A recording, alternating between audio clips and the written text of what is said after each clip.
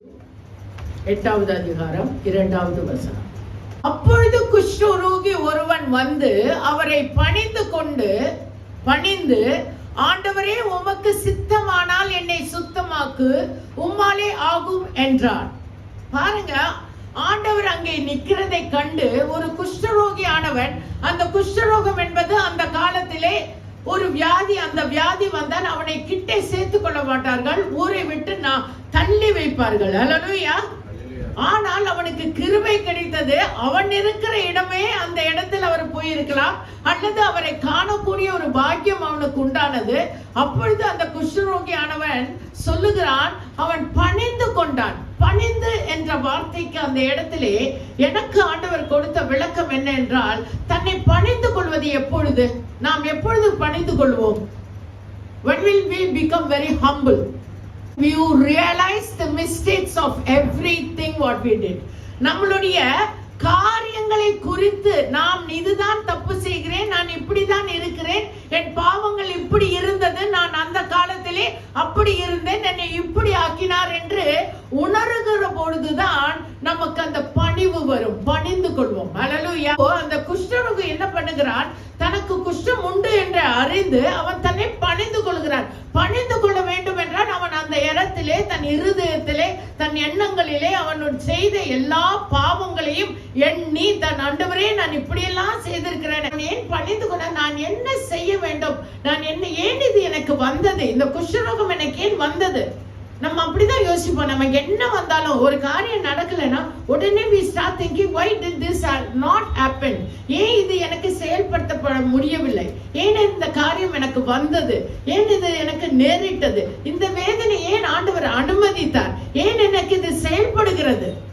என் வாழ்க்கையில ஏன் இந்த மாதிரி துன்பங்கள் வருகிறது? ஏன் துக்கங்கள் வருகிறது? நான் தான் கரெக்டா இருந்தேனே, இல்ல நான் தப்பா இருந்தேனேன்ற எண்ணம் வரும் இல்லையா?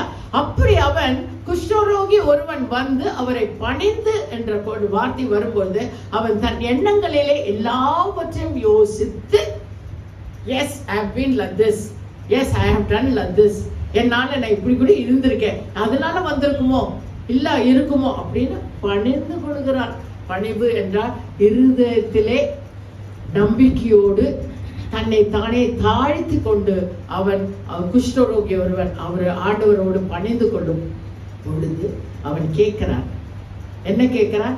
பணிந்து கொண்டு உமக்கு சித்தமானால், இஃப் யூ லைக், உமக்கு விருப்பம் இருந்தா என்னை சுத்தமாக்கு அப்படிங்கிறார்.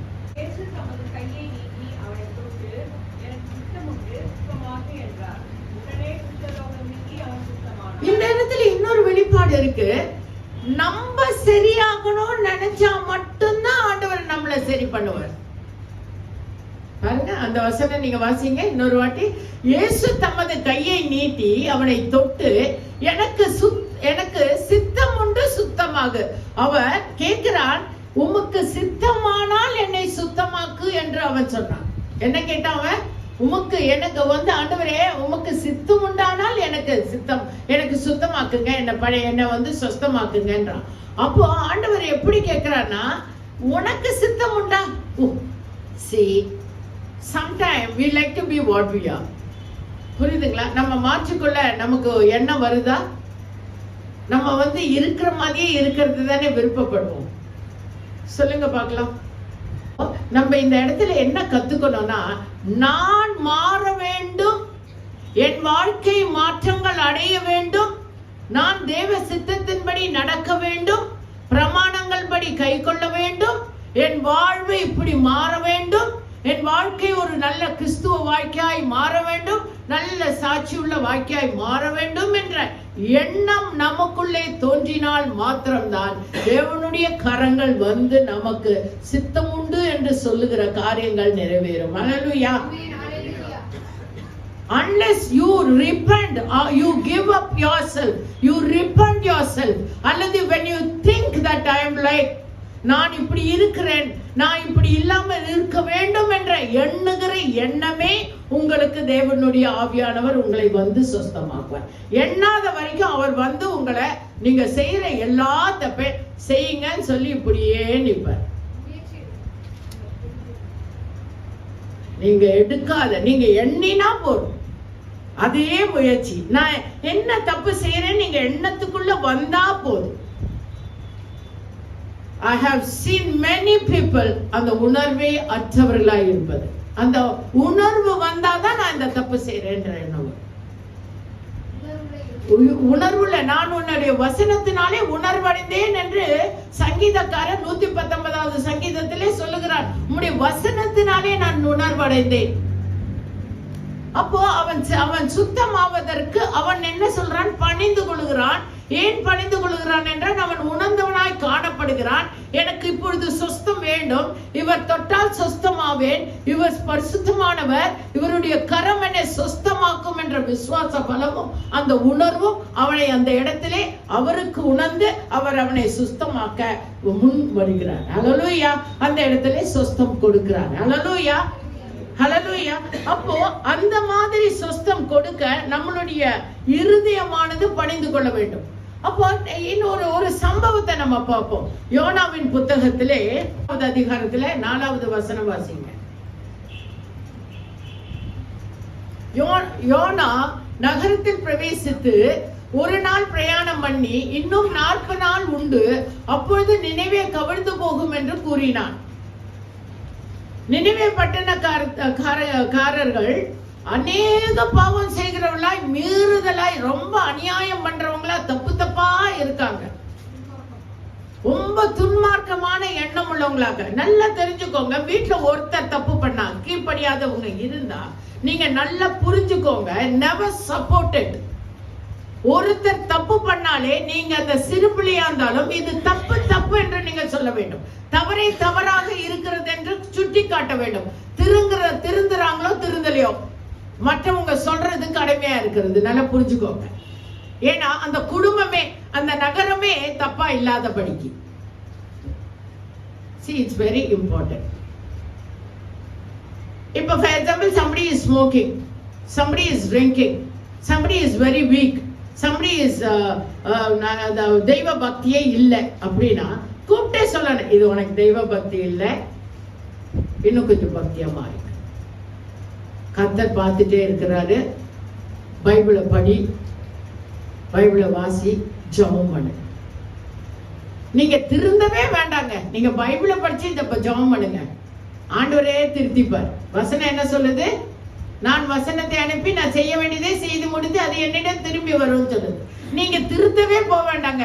அவங்க கிட்ட 2 விஷயத்த சொல்லுங்க, ஜெபம் பண்ணுங்க, பைபிள் படிங்க. ஜெபம் பண்ணுங்க, பைபிள் படிங்க.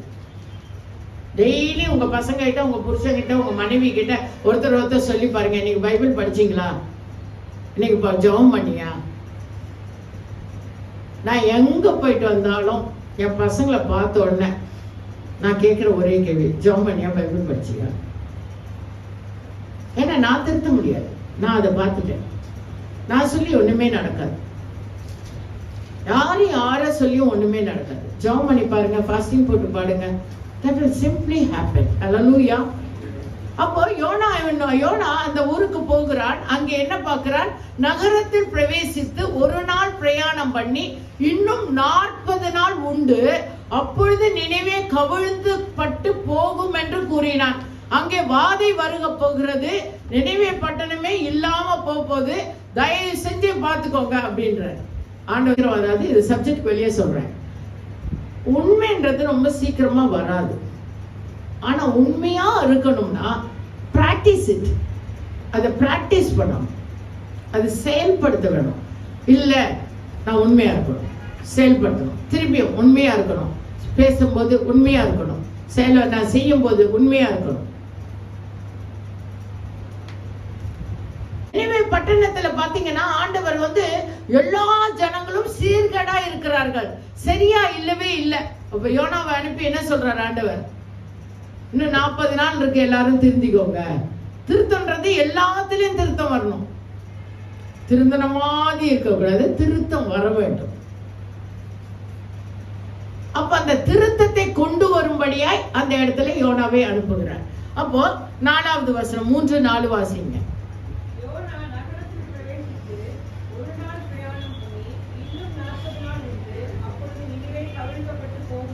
10வது வசனம் வாசிங்க சிஸ்டர். அவர்கள் தங்கள்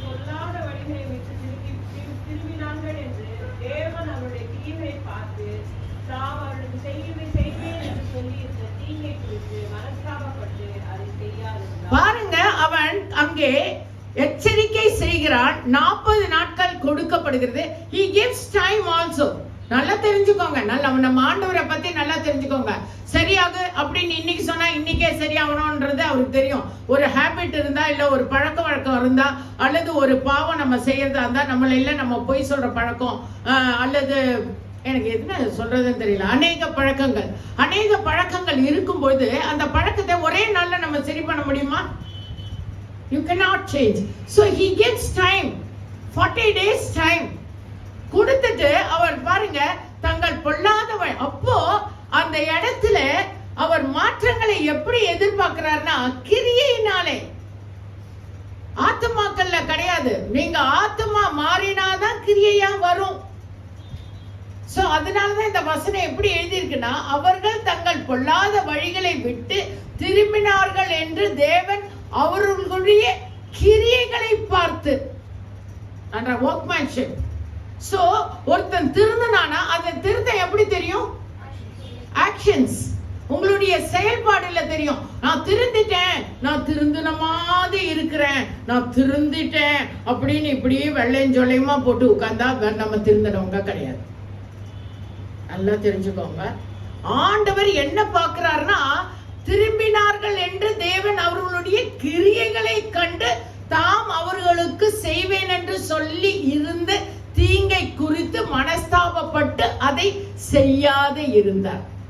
அப்ப so he is wonderful God.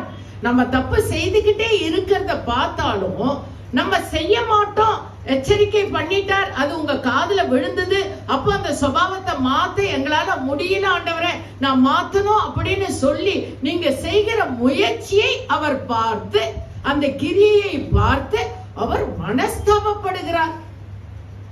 ஐயோ நான் அவ்வளோ நல்ல பிள்ளையா இருக்கானே, இவனை போய் நான் இப்படி சொல்லிட்டேனே, இவங்களுக்கு போய் இப்படி செஞ்சுட்டேன் அப்படிங்கிறார். அல்லேலூயா.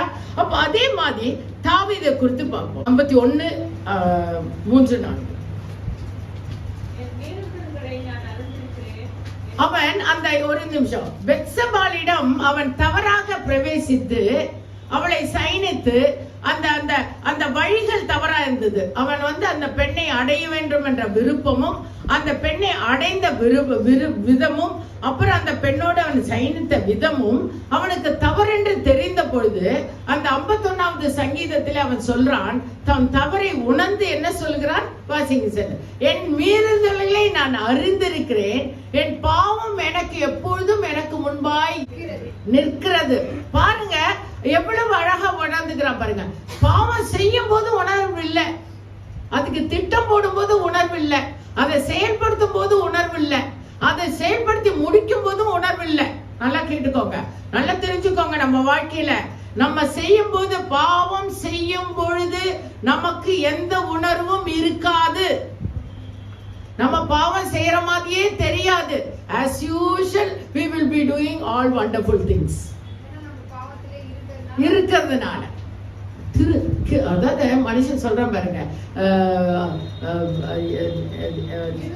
இருதயம் எப்பொழுதும் கிறுக்குள்ளதும் கேடுள்ளதுமாய் இருக்குதுன்ற எண்ணம் எப்ப பார்த்தாலும் கிறுக்கு. இந்த கரண்ட் ஷார்ட் ஆகுமே, அந்த மாதிரி ஸ்பார்க் மாதிரி. அந்த ஸ்பார்க்ல நல்லது வராது, கெட்டதுதான் வரும். நல்லா ஆராய்ஞ்சு பாருங்க, ஸ்பார்க் வர்றதெல்லாம் கெட்ட எண்ணம் தான் வரும். நீங்களே நம்ம அப்படியே உட்கார்ந்து பாருங்க, டிக்குன்னு போகுதெல்லாம் ரெட் லைட்ல வர்ற மாதிரி வந்துடும். அதுக்குதான் உணர்வுள்ளவர்களா எப்பொழுதும் இருக்க வேண்டும். அப்போ என் மீறுதல்களை நான் அறிந்திருக்கிறேன், என் பாவம் எப்பொழுதும் எனக்கு முன்பாய் நிற்கிறது. அது அவனுக்கு அப்படியே வெப்ராளமா இருக்கு. ஐயோ இப்படி செஞ்சிட்டேனே. அடுத்த வசனம்.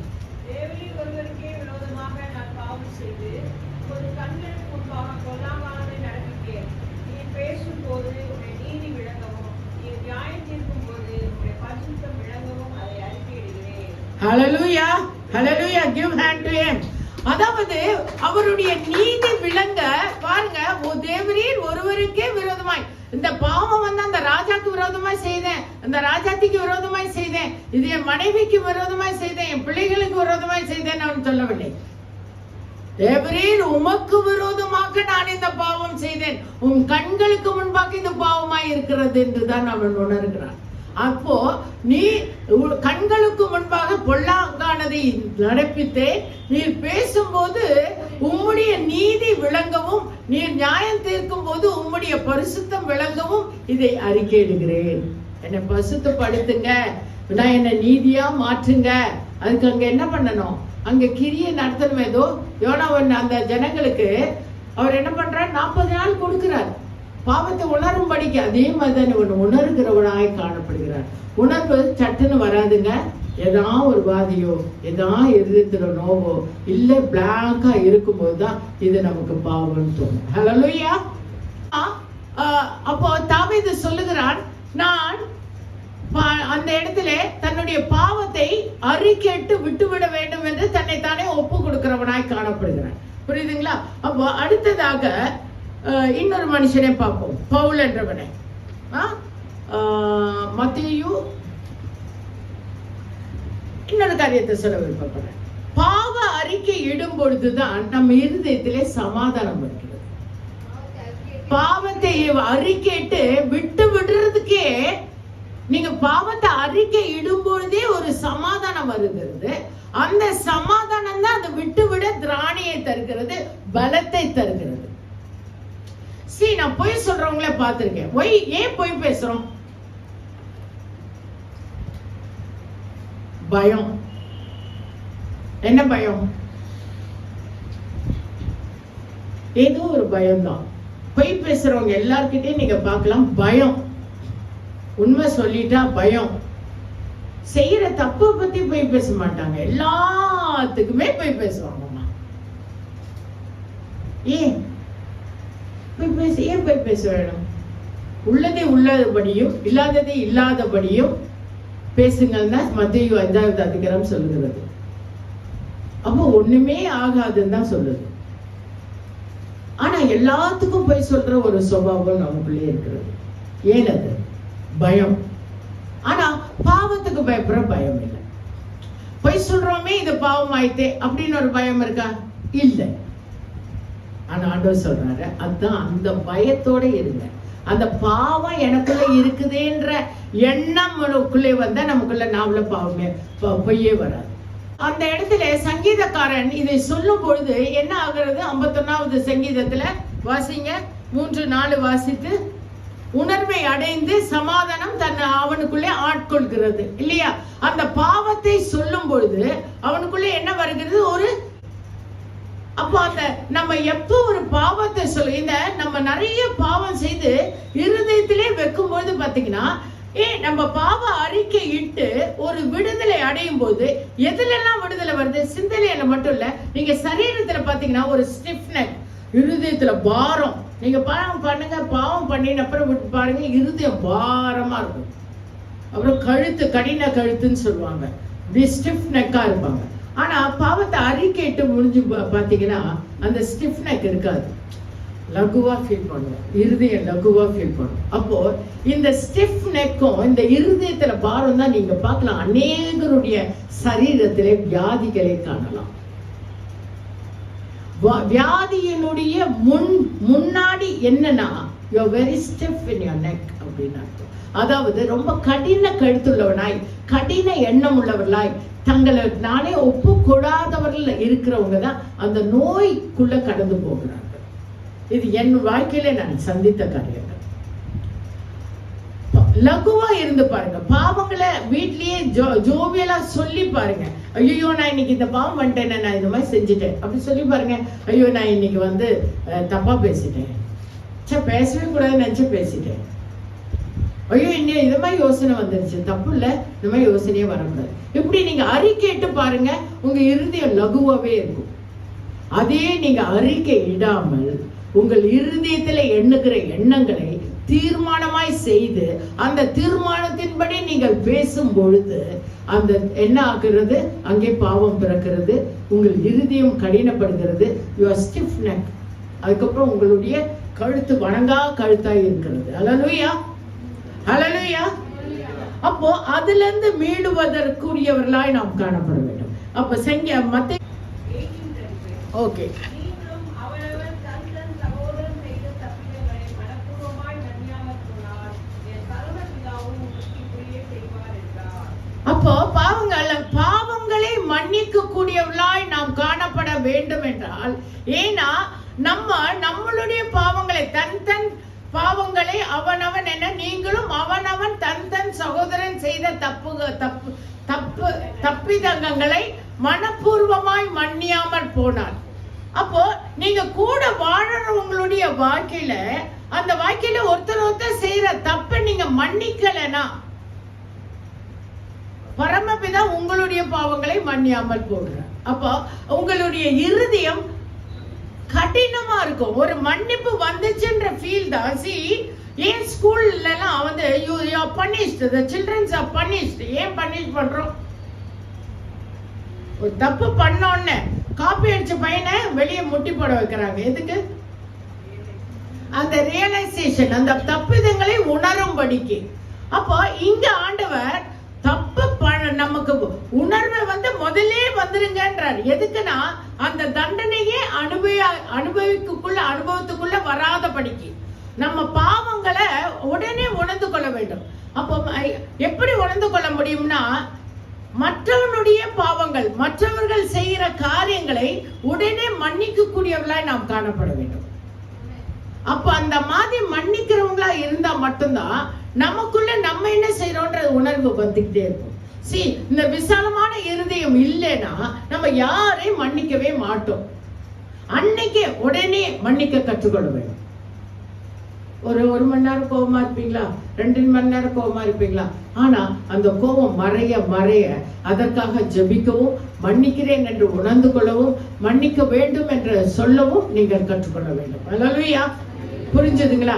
மன்னிக்கலைன்னா நீங்க உங்க பாவத்திலிருந்தே வெளியே வர மாட்டீங்க. என்ன பாவம்? மன்னிக்காத பாவம் உங்கள் இருதயத்தை கடினப்படுத்தும். புரியுதுங்களா? அல்லேலூயா. நீங்க நினைக்கலாம் நான் அப்படியே விட்டுட்டேன் அவங்கள அப்படின்னு. இல்லைங்க, நம்ம அப்படியே விட்டா கூட நம்ம அவங்க மேல ரொம்ப கடினமா இருக்கும்னு அர்த்தம். அப்படியே நம்ம விட்டோம்னா அவங்க வந்து நம்ம வந்து வழியே போயிட்டு இல்லை யூ ஆர் ராங்னு சொல்ல கத்துக்கணும். யூ ஆர் ராங், நான் இது தப்ப திருத்திக்கோங்க, நான் உன்னை மன்னிக்கிறேன், பட் திஸ் இஸ் ராங். அந்த ஒப்புறுதல் உங்கள் வாழ்க்கையில இருந்தா மட்டும்தான் the next day will be very happy. Hallelujah. Hallelujah. மன்னிக்க கற்றுக்கொள்ளுங்கள். அப்போ மன்னியாமல் போனால் என் பரமபிதா உங்கள் இப்படியே செய்வார். அப்போ ஆண்டவர் உங்கள் இருதயத்தை கடினப்படுத்துறதுக்கு எந்தனமா இருப்பார். உங்க பாவங்கள் மன்னிக்கப்படலைன்னா நீங்க உணராம போவீங்க. நல்லா தெரிஞ்சுக்கோங்க, பாவம் செய்யறவங்க திருப்பி ஒரே தப்பை செய்யறதுக்கு காரணம் என்னன்னா, மற்றவங்களை மன்னிக்காம. you don't forgive others. அந்த மற்றவங்களை மன்னிக்காம இருக்கும்போது உங்க இருதயம் கடினப்படுகிறது. இருதயம் கடினப்படும் போது நீங்கள் பாவம் செய்கிறீர்கள். உங்க பாவம் ஆண்டவர் மன்னிக்கவே மாட்டார். உங்க பாவம் உங்களை கர்த்தர் மன்னிக்காத பட்சத்துல நீங்க இருதயம் கடினப்பட்டு தான் இருப்பீங்க. திருப்பி இந்த ப்ராசஸ் நடந்துகிட்டே இருக்கும். கடைசியில பொட்டுன்னு ஒண்ணு வைப்பாரு. என்னன்னா உடம்புல ஏதாவது ஒரு வியாதி வந்து பார்க்கலாம். அதுக்காக நீங்க ஒப்புறுதலாகிக்கொள்ள உங்களை நேசிப்பீர்களா இருப்பீர்கள் என்றால் நீங்கள் உங்களை மற்றவர்களை மன்னித்து உங்களை நீங்கள் மன்னிக்கிறவர்களாய் அந்த அறிவுக்குள்ள கடந்து வருவீர்கள். அல்லேலூயா. லூக்கா 6:27, 28, 29 வாசிங்க.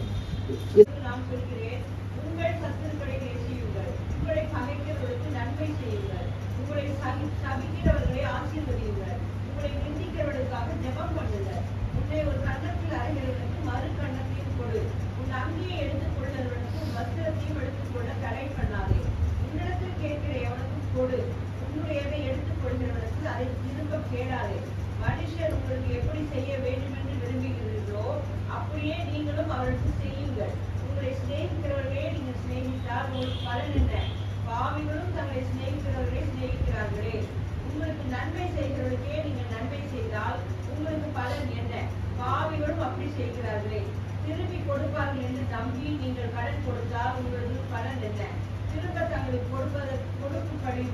கொடுக்கப்படும்படியாக பாவிகளும் பாவிகளுக்கும் கடன் கொடுக்கிறார்களே. உங்கள் சத்துருக்களை சிநேகியுங்கள், நன்மை செய்யுங்கள், கைமாறு கருதாமல் கடன் கொடுங்கள், அப்பொழுது உங்கள் பலன் மிகுதியாயிருக்கும். உன்னதமானவருக்கு நீங்கள் பிழை நீங்களாய் இருப்பீர்கள். அவர் நன்றி அறியாதவர்களுக்கும் துரோகிகளுக்கும் நன்மை செய்கிறாரே. ஹல்லேலூயா. given இந்த 10 வசனத்தை நீங்க திரும்பி ஒரு வாட்டி கூட சபையார் எல்லாரும் சேர்ந்து வாசிங்க. ஏன்னா இது ரொம்ப முக்கியம் உங்க வாழ்க்கையில. இந்த இந்த சுபாவங்கள் உங்கள் இருதயத்துல இல்லைன்னா நீங்க மனுஷனாவே இருக்க முடியாது. உணர்வுள்ளவளாய் ஒரு நல்ல கிறிஸ்துவனாய் இருக்க முடியாது. உங்களுடைய ஆசீர்வாதங்கள் தடைப்பட்டு கொண்டே இருக்கும். நீங்க எவ்வளவு ஆசீர்வாதமா இருக்க வேண்டியவங்க தெரியுமா? You are blessed people of God. You are blessed in your happiness. You are blessed in your health. உங்களுடைய ஆரோக்கியம் ஆசீர்வாதமாய் இருக்கிறது. உங்கள் சம்பத்துகள் ஆசீர்வாதமாய் இருக்கிறது. உங்களுடைய பிள்ளைகள் ஆசீர்வாதமாய் இருப்பதற்கு இது எல்லாவற்றுக்கும் உங்கள் ஆசீர்வாதம் தடைபடாமல் இருப்பதற்கு இந்த சுபாவம் உள்ளவர்களாய் நாம் இருந்தோமானால் நமக்கு இந்த கடின இருதயமே அங்க வராது. என்ன அவன் இப்படி பண்ணிட்டான், என்ன அவங்க இப்படி செஞ்சுட்டாங்க நம்மள, நான் எதிர்பார்க்கவே இல்லை, இது நம்ம பண்ணவே மாட்டோம். I'm happy. I'm happy. I'm so happy. நம் இருதயம் அது அடுத்தது சிந்திக்கவே சிந்திக்காது. நம்ம அவரை குறித்து பேசவே மாட்டோம். இப்படி இருந்து பாருங்களேன், நீங்க பாருங்க எவ்வளவு ஆசீர்வாதமா இருக்கு பாருங்க. You will be blessed. நீ நினைக்கிறது அப்படின்னா கர்த்தர் எனக்கு இதை செய்ய வேண்டுமே அப்படின்னு நினைச்சா அது வந்து நிற்கும். நீங்க மற்றவர்களை மன்னித்து பாருங்க, அது மற்றவங்க கிட்ட சொல்லாம இருந்து பாருங்க, அமைதியா இருந்து பாருங்க, கர்த்தர் அவ்வளவு நன்மை செய்கிறவராய். சங்கீதம் 32:1 வாசிங்க, 5 வரைக்கும்.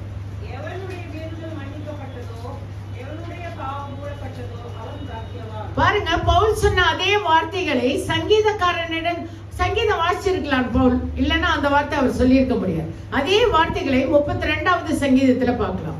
எவர்களுடைய அக்கிரமங்கள்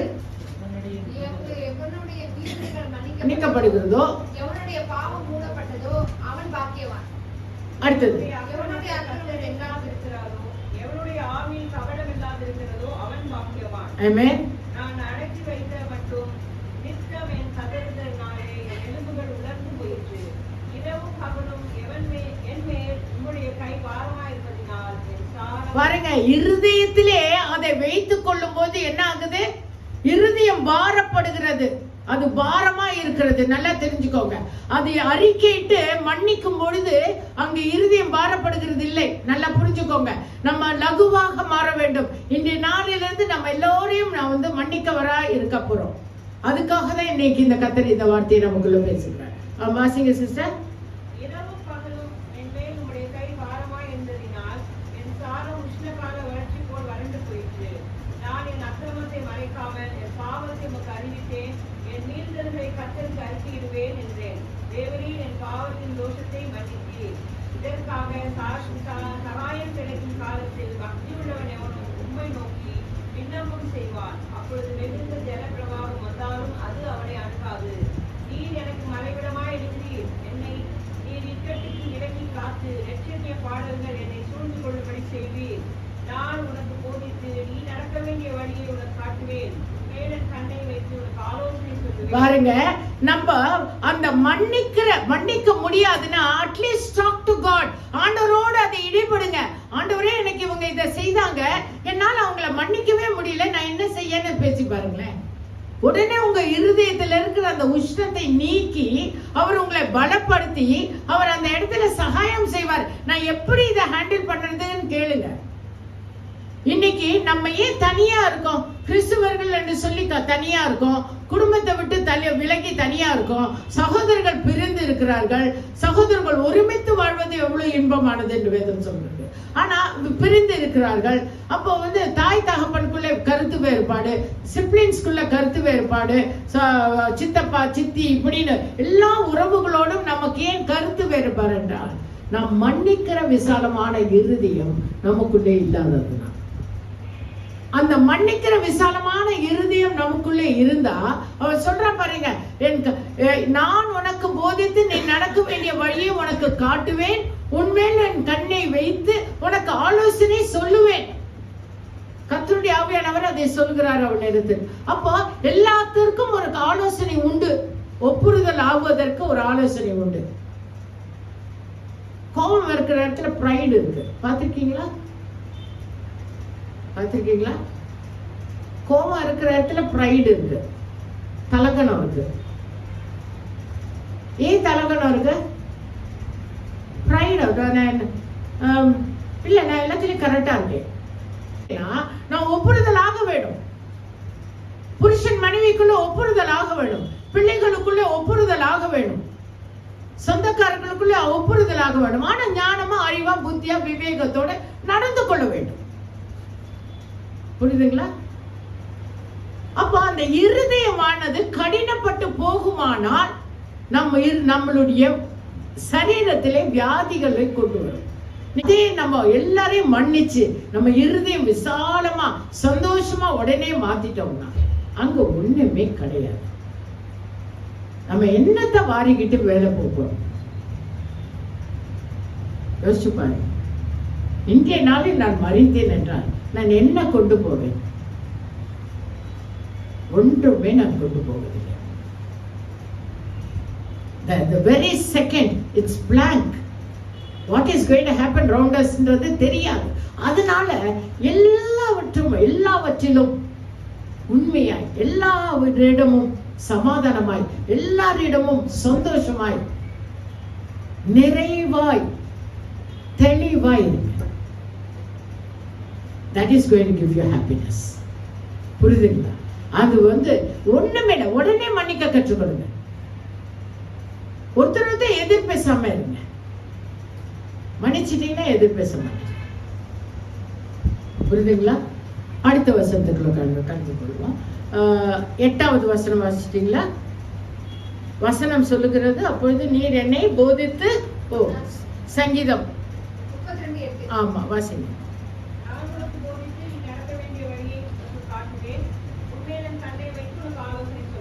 அப்போ அவர் ஆலோசனை சொல்லத்தக்க எல்லா காரியத்திலும் அவளுடைய ஆலோசனைப்படி நடக்க நாம் கற்றுக்கொள்ள வேண்டும். நம்மளுடைய இருதயமானது நம் செய்கிற எல்லா காரியத்திலும் சமாதானமா இருக்க வேண்டும்னா அந்த ஆலோசனை அவரிடம் கேட்க வேண்டும். கீதக்காரன் சொல்ற பாருன்னா, அவர் என்னை போதித்து வழிநடத்துகிறார், என்னை அவர் போதித்து வழிநடத்துகிறார். அதனாலே நமக்கு தீங்குக்கு தீங்கு, பொல்லாப்புக்கு பொல்லாப்பு செய்யாதவர்களாய், இருதயம் கடினப்பட்டு போகாதவர்களாய், எல்லாவற்றையும் ஒப்புறுதல் ஆகக்கூடியவர்களாய், அன்புள்ளவர்களாய், சமாதானம் உள்ளவர்களாய், நற்கிரியை செய்கிறவர்களாய் நம்மளை அழைத்திருக்கிறார். நாம் அப்படியே காணப்படுவோம். கர்த்தர் என்னையும் உங்களை ஆசீர்வதிப்பார்.